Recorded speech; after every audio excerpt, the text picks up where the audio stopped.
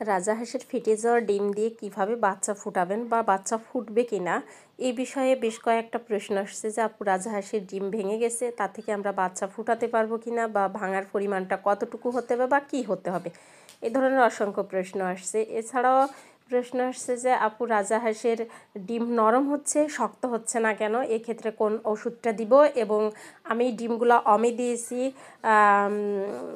8টা এবং 9টা, পরবর্তীতে আমি দেখছি 19টা হয়ে আছে কেন, এই সমস্যাগুলো কেন হয়, এবং এছাড়াও রাজাহাঁস 16টা ডিম দিয়েছে, দ্বিতীয়বার আবার ডিম দিবে কিনা। তো এই বিভিন্ন ধরনের বিভিন্ন মতামত, বিভিন্ন ধরনের প্রশ্ন আসছে। তো আমি এক এক করে সকলের প্রশ্নের উত্তর দিব এই একটা ভিডিওর মধ্যে। আশা করি ভিডিওটা মনোযোগ সহকারে দেখবেন। আসসালামু আলাইকুম, কেমন আছেন সবাই? আশা করি আল্লাহ তাআলার অশেষ রহমতে সবাই ভালো আছেন, সুস্থ আছেন। কাছে দূরে দেশ বা দেশের বাইরে যে যেখানে বসে প্রতিনিয়ত ইউটিউব চ্যানেল এবং ফেসবুক পেজের ভিডিওগুলো দেখে থাকেন তাদের সবাইকে জানা আন্তরিক শুভেচ্ছা, এবং যারা নতুন তাদের জন্য রইল অভিনন্দন। তো রাজাহাঁস আসলে সিজনাল হাঁস, শীত সিজনেই ডিম বাচ্চা উৎপাদন করে থাকে। এই সময় বিভিন্ন ধরনের সমস্যার সম্মুখীনও হতে হয়। তো সম্মুখীন হলে সেগুলোর সমস্যার সমাধানও আছে এবং সমাধান করার জন্য চেষ্টা করতে হয়।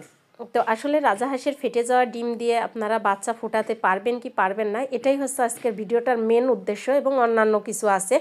তো এই মুহূর্তে আসলে আমার কাছে রাজাহাঁসের ফেটে যাওয়া কোনো ধরনের কোনো ডিম নাই, তাই আপাতত আমি আপনাদেরকে বোঝানোর স্বার্থে, বোঝানোর ক্ষেত্রে এই ডিম দিয়েই আপনাদেরকে ভিডিওটা দেখাচ্ছি। যদি আমার ভিডিওটা মনোযোগ সহকারে কথাগুলো শুনেন বা বোঝার চেষ্টা করেন, তাহলে এই ভিডিওর মাধ্যমে আপনি সমাধানটা পাবেন।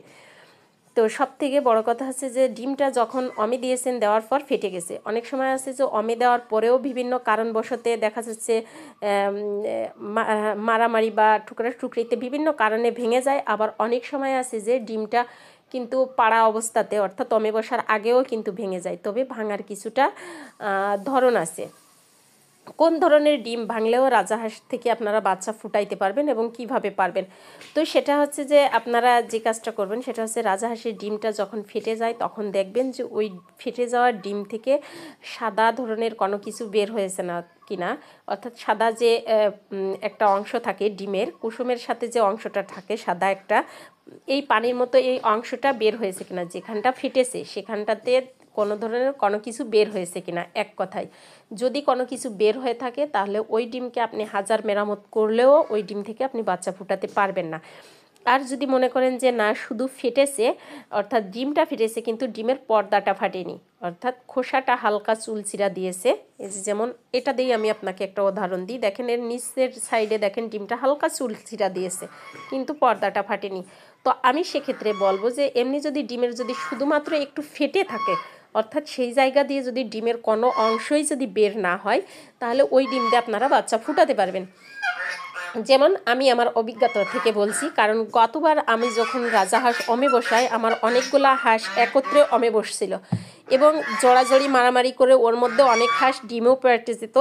যাই হোক কোনো কারণবশত আমার 3টা ডিম ফেটে গিয়েছিল, আর এই 3টা ফেটে যাওয়া 4টা ডিম ফাটছিল, তো 4টা ফেটে যাওয়ার ডিম থেকে আমি 3টা ডিমের বাচ্চা ফুটাতে পারছি আল্লাহর রহমতে, আর একটা পারিনি। তো এই বিষয়ে কিন্তু অনেকেই আসলে প্রশ্ন করেন, আমি কিন্তু তখন অনেকটাই জানার চেষ্টা, তবে আমিও ওই সময় হতাশ হয়েছিলাম, কারণ রাজাহাঁসের ডিম ফেটে গেলে যে সেই ডিম থেকে বাচ্চা পাওয়া যায় এই ধরনের কোনো সঠিক সমাধান কিন্তু আমি অনেক ভিডিও দেখছি, অনেক কিছু দেখছি, কিন্তু আমি পাইনি। তবে অন্যান্য ডিমের দেখছি কিন্তু রাজাহাঁসের ডিমেরটা পাইনি।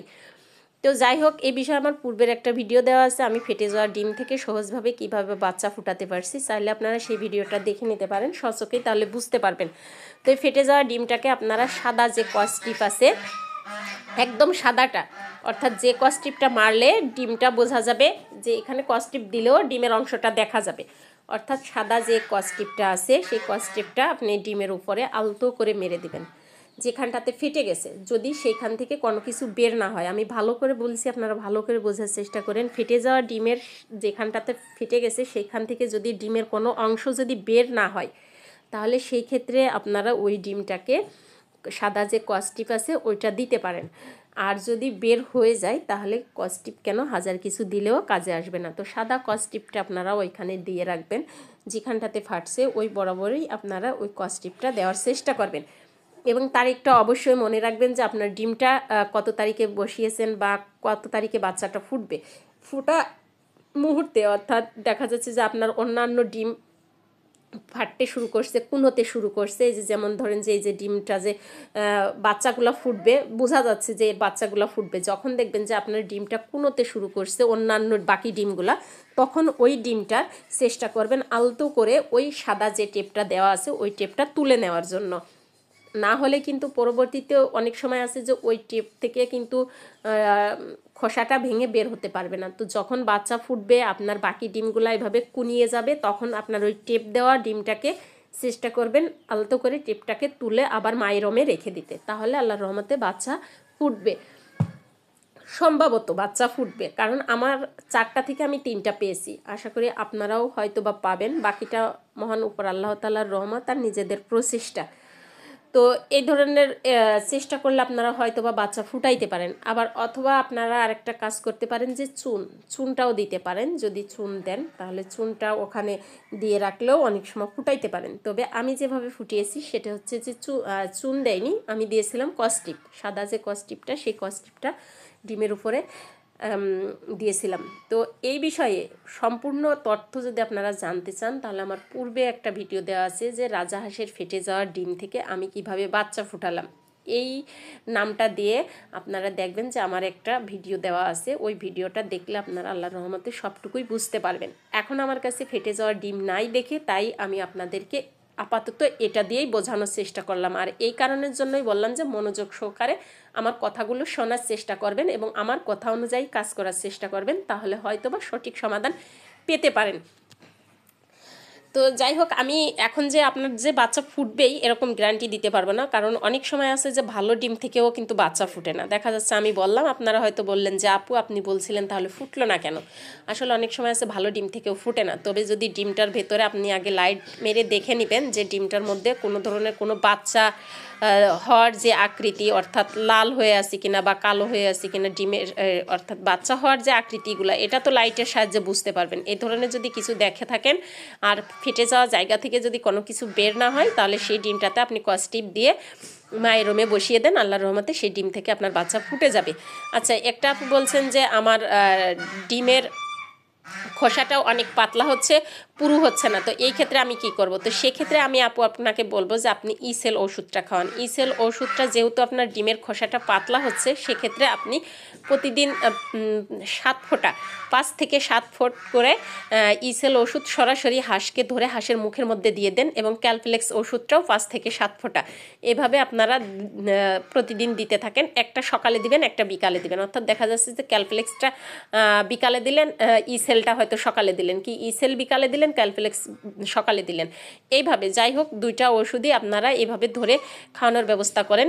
5 থেকে 7 ফোঁটা, সর্বোচ্চ 10 ফোঁটা আপনারা ইসেল সরাসরি দিবেন, খাবারের সাথে দেওয়ার দরকার নেই। তাহলে হয়তো বা আল্লাহর রহমতে এর সমাধানটা পাবেন। আর এই সমস্যাগুলো অনেকের কিন্তু এই একই সমস্যা হয়েছে যে রাজাহাঁসের ডিমের খোসাটা পাতলা। আর এই খোসাটা পাতলা হওয়ার কারণ ভিটামিন ই এর অভাবে, ক্যালসিয়ামের অভাবে।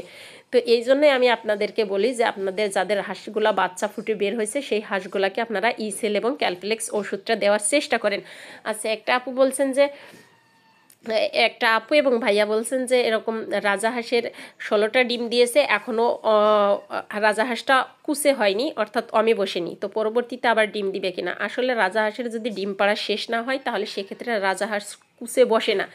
তো আপনি ট্রাই করতে পারেন, দেখেন হয় কিনা। এবং একটা ভাইয়া বলছেন যে আমার 2টা, ভাইয়া না আপুর সঠিক মনে হচ্ছে না, যে 2টা ডিম দেওয়ার পরে নরম ডিম দিছে এবং নরম ডিম দেওয়ার পরে আর ডিম পারছে না, তো পরবর্তীতে ডিম পাবেন কিনা। আমি একটা কথাই বলবো যে যাদের এই ডিম পারছে না বা পারছে, নরম খোসা হয়েছে বা সাইজ ছোট হয়েছে, আমি তাদেরকে একটাই সাজেশন দেব, সেটা হচ্ছে আপনারা নিঃসন্দেহে চোখ বন্ধ করে ইসেল এবং ক্যালফ্লেক্স খাওয়ান প্রতিদিন। তো এটা 1 মাসের একটা কোর্স করেন, দেখেন আল্লাহর রহমতে এ থেকে কিন্তু সমস্যার সমাধানটা কিন্তু আপনারা অতি সহজেই পেয়ে যাবেন। এবং অনেকে বলছেন যে ইসেলটা কোথায় পাবো। আসলে ইসেলটা আপনারা যে কোনো ফার্মেসিতে পেয়ে যাবেন, ওষুধ ফার্মেসিতে, ভেটেরিনারি ফার্মেসির দোকানে পাবেন ইসেল ওষুধটা। এবং এই ওষুধটা সর্বনিম্ন কত ml জিজ্ঞেস করছিলেন, সর্বনিম্ন হচ্ছে 100 ml। তো এই ওষুধ আপনারা নিয়ে এসে 1 মাস কোর্স করান, তাহলে আল্লাহর রহমতে সমস্ত ধরনের সমস্ত সমাধান আপনারা পাবেন এই 2টা ওষুধ ইউজ করলে। এবং দ্বিতীয়বারও ডিমে আসবে কিনা, যে বলছেন যে দ্বিতীয়বার আসলে ডিমে আসবে কিনা, 2টা ডিম দেওয়ার পরে এই ধরনের সমস্যা হলো, তো তাদেরকেও আমি বলবো যে আপনারা ইসেল ক্যালপ্লেক্সটা খাওয়ান। আপনাদের হাঁসগুলার যদি সঠিক সমস্যার সমাধান করতে চান তাহলে ইসেল ক্যালপ্লেক্সটা অবশ্যই দিবেন। তো দেখা হবে অন্য কোনো কমেন্টে, অন্য কোনো ভিডিওতে। সে পর্যন্ত সবাই ভালো থাকবেন, সুস্থ থাকবেন এবং নিজ নিজ দায়িত্বে পশু পাখিগুলোকে যত্ন করার চেষ্টা করবেন। যদিও কোনো ধরনের কোথাও যদি বুঝতে ভুল ত্রুটি আপনাদের হয়ে থাকে তাহলে নেক্সটে আমাকে জানাবেন, আমি চেষ্টা করব সেটা যতদূর সম্ভব আমার সাধ্য অনুযায়ী সমাধান করার জন্য। আজকের মতো এই পর্যন্তই। আল্লাহ হাফেজ।